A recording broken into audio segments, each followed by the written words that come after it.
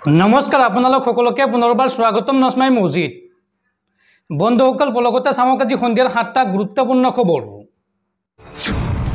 প্ৰথমটো খবৰ 2026ত জেলত যাব লাগিব মুখ্যমন্ত্ৰী হিমন্ত বিশ্ব শৰ্মা।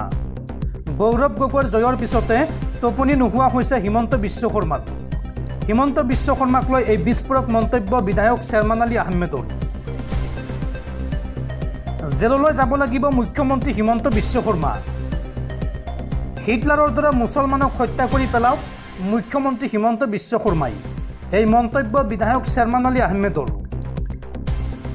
বিধায়ক চেয়াৰমান আলীয়ে লগতে কয় যে মুছলমানসকলৰ প্ৰতি যদি ইমানেই ঘৃণাৰ ভাৱ আছে তেন্তে হিটলাৰৰ দৰে হত্যা কৰক মুছলমানক।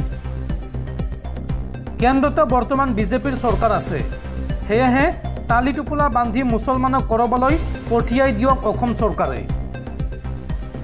এই বিস্ফোৰক মন্তব্য বিধায়ক চেয়াৰমান আলী আহমেদৰ। চেয়াৰমান আলীয়ে লগতে কয় যে গৌৰৱ গগৈৰ জয়ৰ পিছতে শংকিত হৈ পৰিছে মুখ্যমন্ত্ৰী হিমন্ত বিশ্ব শৰ্মা। 2026ত হিমন্ত বিশ্ব শৰ্মাৰ ৰাজপাট যাব। হিমন্ত বিশ্ব শৰ্মা শংকিত, সেয়ে বৰ্তমান যি মন যায় তাকে কৈ আছে। 2026ত চৰকাৰ সলনি হ'ব আৰু জেলত যাব লাগিব হিমন্ত বিশ্ব শৰ্মা। মুখ্যমন্ত্ৰীয়ে সদায় ঘৃণাৰ টোপোলা এটা লগত লৈ ফুৰে। যোৰহাটত গৌৰৱ গগৈৰ বিজয়ৰ পিছত টোপনি নোহোৱা হৈছে মুখ্যমন্ত্ৰীৰ। সংবিধানৰ শপত লোৱা মুখ্যমন্ত্ৰীৰ বিৰুদ্ধে নিজাববীয়াকৈ গোচৰ ৰুজু কৰিব লাগে আৰক্ষী তথা আদালতে। মুছলমানক লৈ মুখ্যমন্ত্ৰীয়ে কৰা মন্তব্যৰ প্ৰত্যুত্তৰত এইদৰে প্ৰতিক্ৰিয়া প্ৰকাশ কৰে বিধায়ক চেয়াৰমান আলী আহমেদে।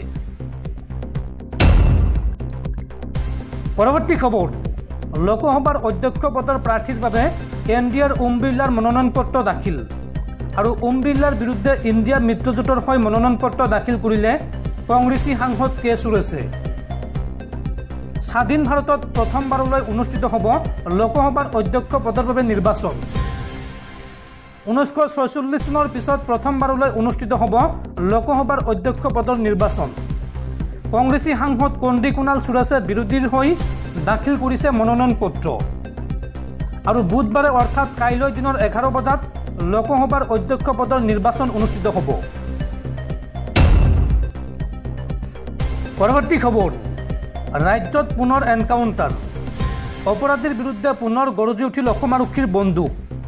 কিশোৰীৰ সৈতে ভয়ংকৰ কাণ্ড কৰা অপৰাধীক আৰক্ষীৰ এনকাউণ্টাৰ আৰু এনকাউণ্টাৰত আহত হৈছে অপৰাধী হাফিজুল আলী। পলাবলৈ চেষ্টা কৰোঁতেই গুলীবিদ্ধ হয় অপৰাধী হাফিজুল। অপৰাধীৰ বিৰুদ্ধে পুনৰ গৰজি উঠিল অসম আৰক্ষীৰ বন্দুক। কিশোৰীৰ সৈতে ভয়ংকৰ কাণ্ড কৰা অপৰাধীক এনকাউণ্টাৰ আৰক্ষীৰ। এনকাউণ্টাৰত আহত হৈছে অপৰাধী হাফিজুল আলী। পলাবলৈ চেষ্টা কৰোঁতেই গুলীবিদ্ধ হয় অপৰাধীটো। উল্লেখযোগ্য যে ওদালগুৰিৰ মাজবাটত এগৰাকী নৱম শ্ৰেণীৰ ছাত্ৰীৰ সৈতে সংঘটিত কৰিছিল ধৰ্ষণৰ দৰে ভয়ংকৰ কাণ্ড আৰু এই ভয়ংকৰ কাণ্ড কৰা 5গৰাকী পাখণ্ডক ইতিমধ্যে গ্ৰেপ্তাৰ কৰিছে আৰক্ষীয়ে। গ্ৰেপ্তাৰ কৰা হৈছে মুস্তাক আহমেদ, মহিদুল ইছলাম, হাফিজুল আলী, ছাদ্দাম আলী আৰু এহছান আহমেদক। আৰু ইয়াৰে গুলীবিদ্ধ হাফিজুল বৰ্তমান তেজপুৰ মেডিকেল কলেজ হাস্পাতাল চমুকৈ TMCHত চিকিৎসাধীন হৈ আছে। দৰ্শকসকল আৰু বহুতো গুৰুত্বপূৰ্ণ খবৰ আছে। তাৰ আগতে আপোনাক জনাওঁ যে যদি আপুনি এতিয়ালৈকে এইটো ভিডিঅ'ত লাইক কৰা নাই তেন্তে এতিয়াই ভিডিঅ'টোত লাইক কৰি দিয়ক আৰু এনেকুৱা ধৰণৰ ভিডিঅ'সমূহ নিতৌ চাবলৈ চেনেলটো ছাবস্ক্ৰাইব কৰি কাষত থকা বেল আইকনটো প্ৰেছ কৰি ৰাখক। পৰৱৰ্তী খবৰ T20 বিশ্বকাপক লৈ ডাঙৰ খবৰ। ৰুদ্ধচা মেচত বাংলাদেশক হৰুৱাই ছেমিফাইনেলত আফগানিস্তান। T20 বিশ্বকাপৰ পৰা বিদায় অষ্ট্ৰেলিয়াৰ। T20 বিশ্বকাপৰ ছেমিফাইনেলত প্ৰৱেশৰ যুঁজখন অন্তিম মুহূৰ্তলৈকে অব্যাহত আছিল।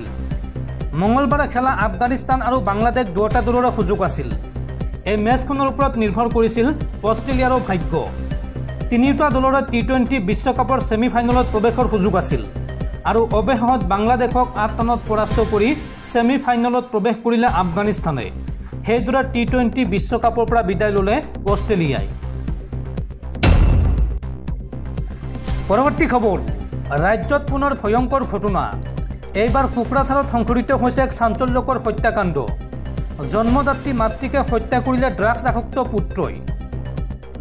কোকৰাঝাৰত সংঘটিত হৈছে এক চাঞ্চল্যকৰ ঘটনা। জন্মদাত্ৰী মাতৃক নিৰ্মমভাৱে হত্যা কৰিলে নিজ পুত্ৰই। পাৰ্বতী ব্ৰহ্ম নামৰ জন্মদাত্ৰী মাতৃক হত্যা কৰিছে পুত্ৰ পদব্ৰহ্মই। পুত্ৰ পদব্ৰহ্ম ড্ৰাগছ আসক্ত আছিল। মাতৃৰ পৰা ধন বিচাৰি নোপোৱাৰ বাবে এই হত্যাকাণ্ড সংঘটিত কৰে পুত্ৰই। মাতৃ হত্যাকাৰী পদব্ৰহ্ম আছিল দ্বিতীয় পুত্ৰ। ড্ৰাগছ আসক্ত ৩৫ বছৰীয়া পদব্ৰহ্ম কোকৰাঝাৰৰ ৮ নং ৱাৰ্ডৰ কোকৰাঝাৰ চৰকাৰী মহাবিদ্যালয়ৰ প্ৰাক্তন অধ্যক্ষ নগেন ব্ৰহ্মৰ পুত্ৰ। ইতিমধ্যে ঘটনাস্থলীত উপস্থিত হৈ মাতৃ হত্যাকাৰী পুত্ৰ পদব্ৰহ্মক গ্ৰেপ্তাৰ কৰিছে কোকৰাঝাৰ আৰক্ষীয়ে।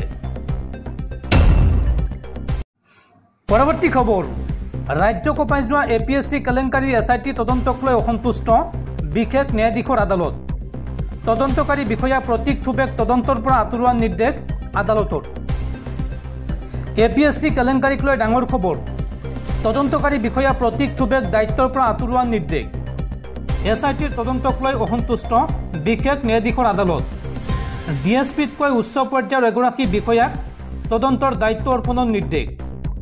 উল্লেখযোগ্য যে শেহতীয়াকৈ দাখিল কৰা অভিযোগনামাক লৈ অসন্তুষ্ট আদালত।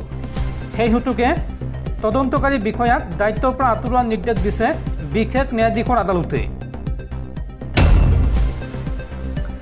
পৰৱৰ্তী খবৰ, শীঘ্ৰেই সলনি হ'ব দক্ষিণ ভাৰতৰ ৰাজ্য কেৰালাৰ নাম। দক্ষিণ ভাৰতৰ ৰাজ্যখনৰ নতুন নাম হ'ব কেৰালাম। কেৰালা বিধানসভাত এই সন্দৰ্ভত গৃহীত হৈছে প্ৰস্তাৱ। সংবিধানত ৰাজ্যখনৰ নাম কেৰালাম কৰিবলৈ আৰ্জি জনাব কেন্দ্ৰীয় চৰকাৰক।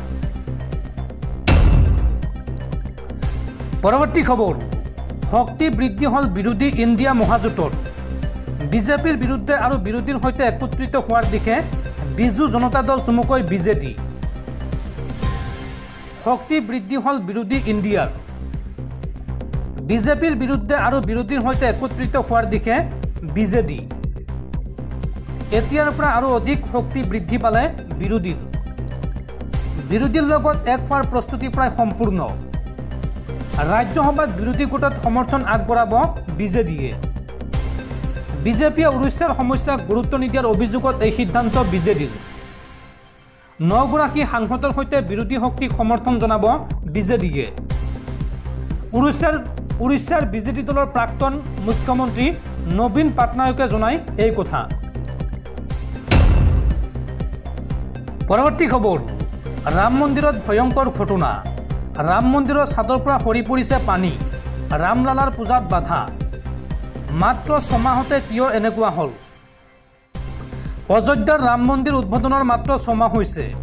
ইয়াৰ মাজতে মন্দিৰৰ ছাদৰ পৰা সৌসুৱাই পানী পৰি ৰামলালাৰ কক্ষৰ মজিয়া বুঢ়াই পেলাইছে।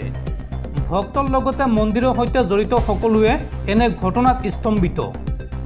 মন্দিৰৰ প্ৰধান পুৰোহিত আচাৰ্য সত্যেন্দ্ৰ দাসৰ মতে মজিয়াত পানী জমা হ'লে ৰামলালাৰ পূজা কেনেকৈ হ'ব? উল্লেখযোগ্য যে প্ৰধানমন্ত্ৰী নৰেন্দ্ৰ মোদীয়ে 22 জানুৱাৰীত অতি ধুমধামেৰে ৰাম মন্দিৰ উদ্বোধন কৰে আৰু তেতিয়াই বিৰোধীৰ এটা অংশই অভিযোগ কৰিছিল যে নিৰ্বাচনৰ স্বাৰ্থতে অসম্পূৰ্ণ মন্দিৰটো উদ্বোধন কৰা হৈছে। দেশৰ 4 শংকৰাচাৰ্য আকৌ শাস্ত্ৰমথী ৰায় দিছিল যে এই অৱস্থাত মন্দিৰ উদ্বোধন কৰাটো নিয়ম বিৰুদ্ধ।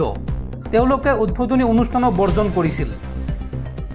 উল্লেখযোগ্য যে মন্দিৰ নিৰ্মাণৰ সময়তো কাষৰীয়া সূৰ্য নদীৰ পানীয়ে স্তম্ভ নিৰ্মাণত বাধাৰ সৃষ্টি কৰিছিল।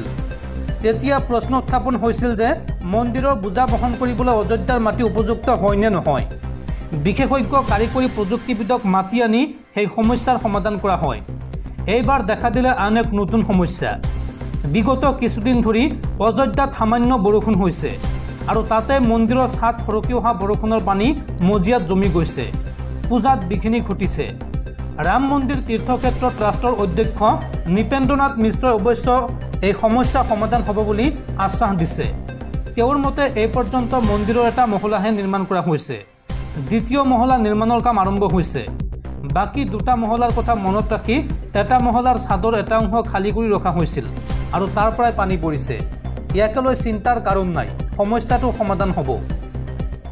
আনহাতে প্ৰধান পুৰোহিতৰ মতে একেবাৰে গৰ্ভগৃহৰ মজিয়া অৰ্থাৎ ৰামলালা মূৰ্তমান বা নতুন ৰাম মূৰ্তি স্থাপন কৰা কোঠাটোৰ মজিয়াখন ডুব গৈছে।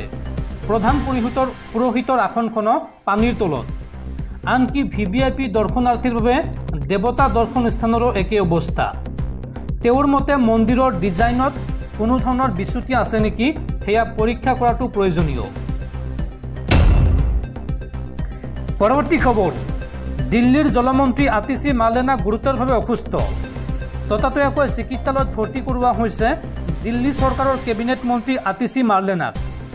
আমৰণ অনশনৰ মাজতে গুৰুতৰভাৱে অসুস্থ হৈ পৰে আতিশী আৰু তাৰ পিছতে LNJP হাস্পাতালত নিশাই ভৰ্তি কৰোৱা হয় দিল্লীৰ মন্ত্ৰীগৰাকীক। উল্লেখযোগ্য যে দিল্লীৰ তীব্ৰ জলসংকটক লৈ আমৰণ অনশনত বহিছিল মন্ত্ৰীগৰাকী আৰু তাৰ পিছতে দ্ৰুতভাৱে ৰক্তচাপ হ্ৰাস পোৱাত অসুস্থ হৈ পৰে আতিশী মাৰ্লেনা।